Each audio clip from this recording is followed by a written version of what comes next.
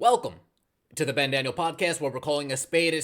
Stephanie White talks about the big three: Caitlin Clark, Aaliyah Boston, and yes, Kelsey Mitchell. After her introductory press conference, Stephanie White sat down and gave a 15-minute interview speaking about some of the things that I wish we saw in the press conference, but she did save it for the interview. We're not going to go over the entire interview. We're just going to check out a quick clip in which she talks about the big three of the Indiana Fever and the importance of building a roster around these three women.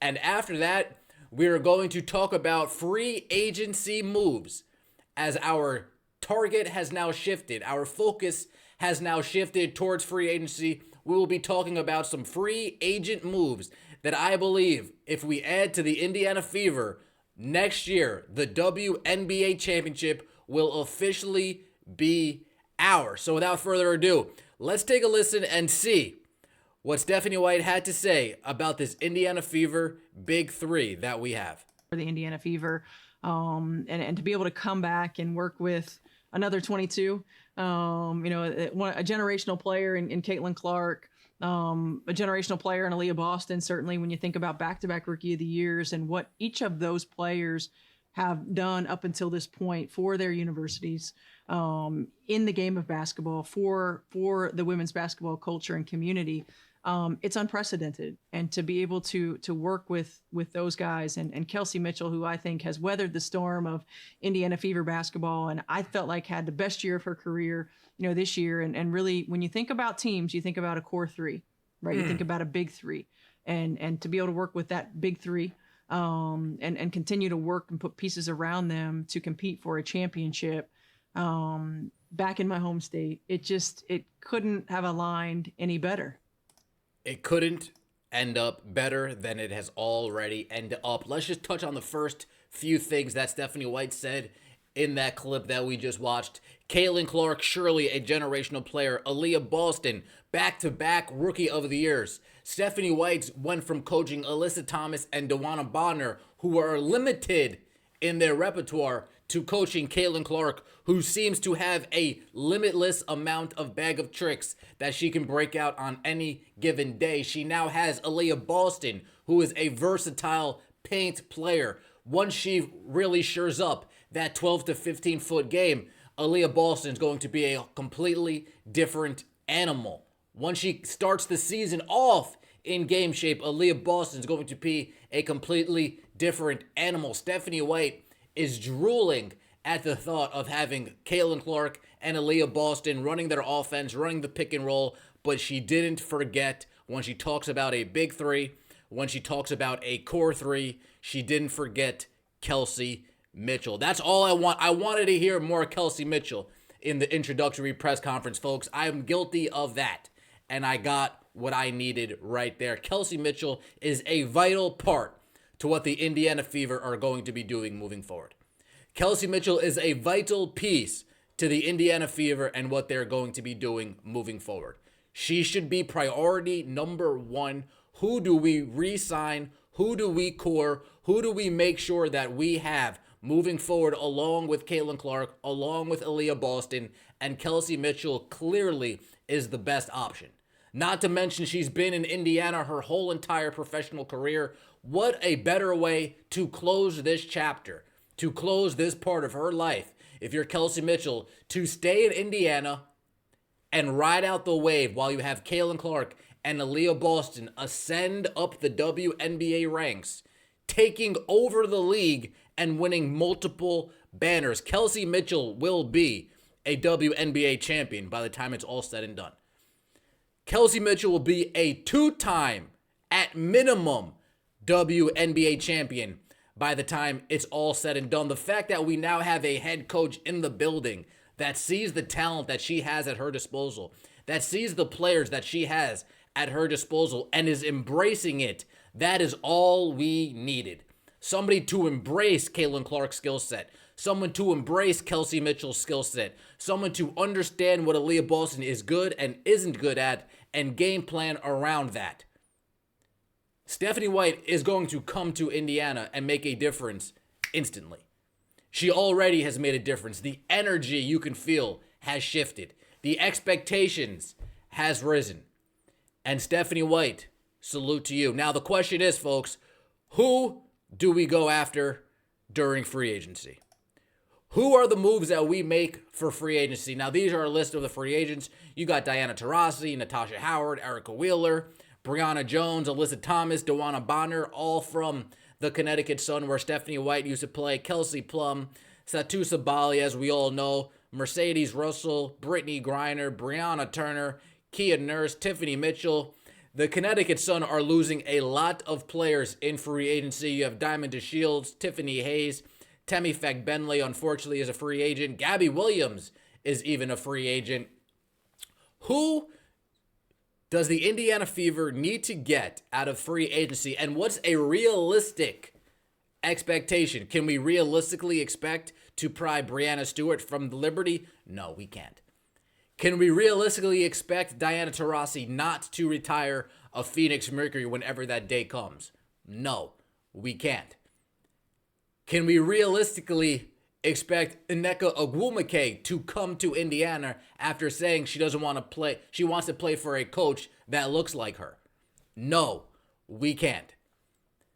Folks, I think four free agents, and we're off to the running. And there's one big name with three medium to small names sprinkled in there that I think will take us to the next level. We already have our core three. We have Caitlin Clark, we have Aaliyah Boston, and we have Kelsey Mitchell. We already know that these three women are going to be in the starting lineup moving forward.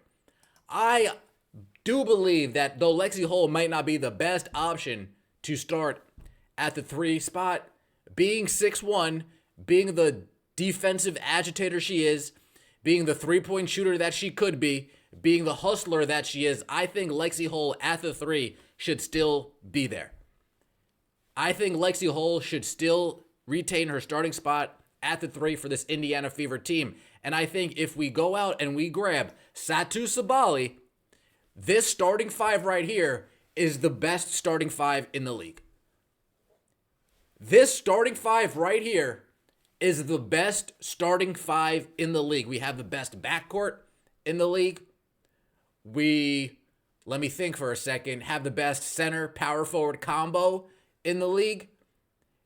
And we have a pretty reliable 3-and-D floor spacer in Lexi Hull.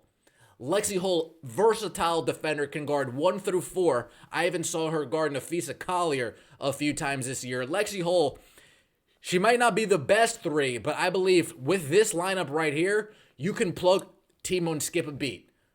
Team will not skip a beat at all.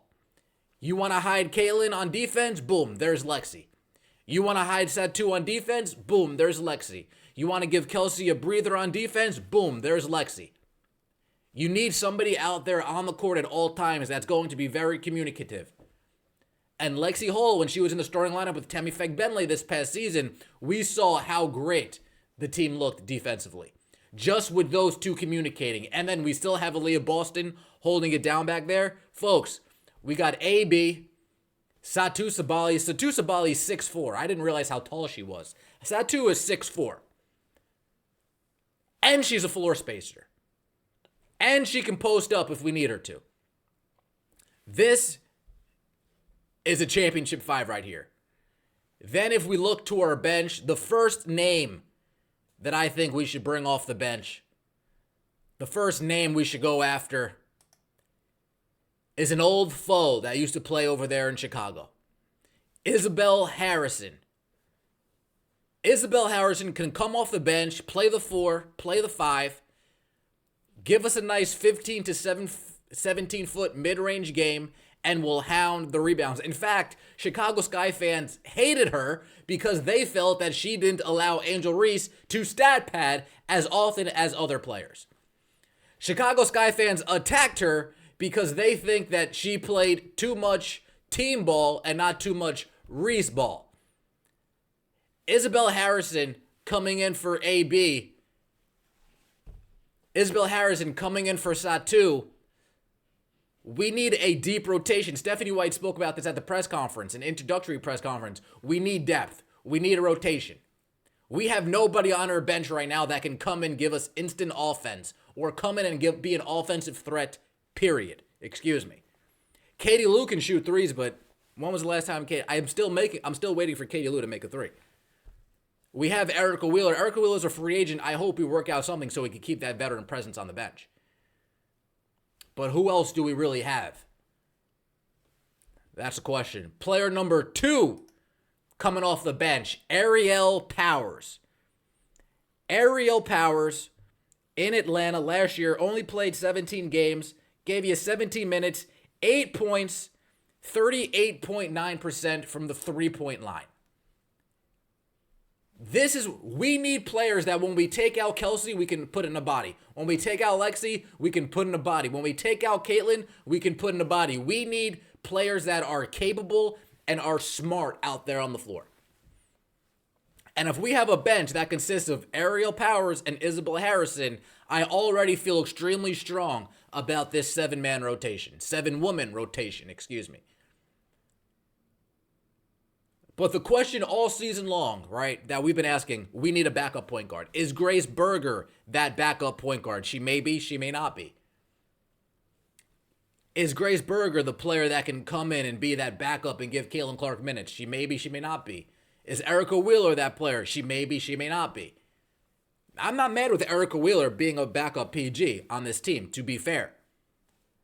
I believe I saw enough out of her coming down the Olympic break into the playoffs that Erica Wheeler understands what the objective is when she was on the floor. In the first half of the season, yeah, we made jokes. We saw some dribbling in circles, some looking. We did see that. But as Erica Wheeler's role within the team changed, she embraced the role. That's what Stephanie White's talking about. People that embrace the roles. Salute to you, by the way, Erica Wheeler. Now, this might be the longest stretch of them all. You can't expect the WNBA champions, the former WNBA champions, to let go of their backup point guard without a fight. But if we get the real point guard in this league before Caitlin Clark got here, the real woman who was breaking records when it comes to the assists, the real woman who was leading the league when it comes to assists, if we can grab Courtney Vandersloot to be that backup, pass first, shoot last, point guard on this team, facilitator on this team, nobody is touching this 8-woman rotation at all.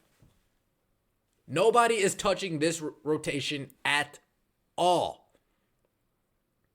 If we have Vandersloot, we can give Kaylin a little bit of a break on the offensive end with Courtney Vandersloot being the ball-dominant point guard at times. We can have Caitlin Clark running some off-ball action with Satu, with AB, with Isabel Harrison. We can have Vandersloot and Kelsey Mitchell, Vandersloot and Lexi Hall, Vandersloot and AB. Folks, a backup point guard like Courtney Vandersloot, it's over. It is over. There will never be a time we have somebody controlling the tempo of the game that isn't pass first, that isn't somebody who enjoys and loves setting up their teammates. This is it right here.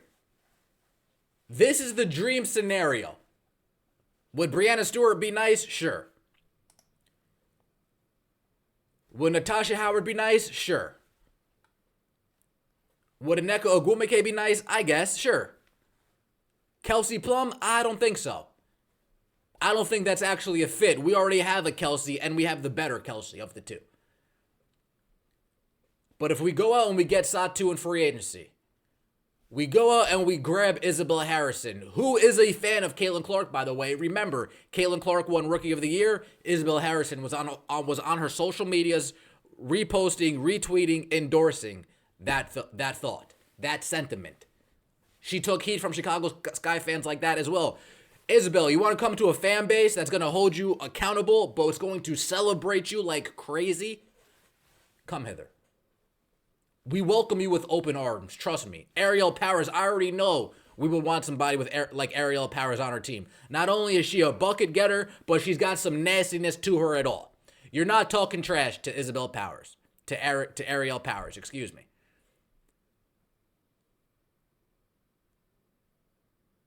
Now there's a player on the Minnesota Lynx, Tisha Hines Allen. That would be impressive. That would be a player that would really give us, if you mess with us, it's coming down. If you mess with us, you're really going to have to deal with it. She sets hard screens. She's tough. She's physical. She's strong. A player like Hines Allen would be a big deal. But this is the Ben Daniel Podcast. Let me know what you think in the comment section below. What do you agree with? What don't you agree with? Who would you get as your free agents? Folks, I want to have everybody in the comment section do the same layout I had. Give me our starting five, and then give me 3 players off the bench that you would want. They don't necessarily need to be free agents. They can still be on the team. But let me see everybody's starting 5 and then 3 players off the bench. Nice 8-woman rotations in the comment section below. And let's talk about it. Our focus is now towards free agency. Our focus is now towards the trade once trades open up. Our focus is now towards coring players for the expansion draft. Kelsey, AB, Caitlin, Lexi. Those 4 are cored without a doubt. Everybody else might be free game. Let me know what you think in the comment section below. I appreciate all of the support. As always, take it easy.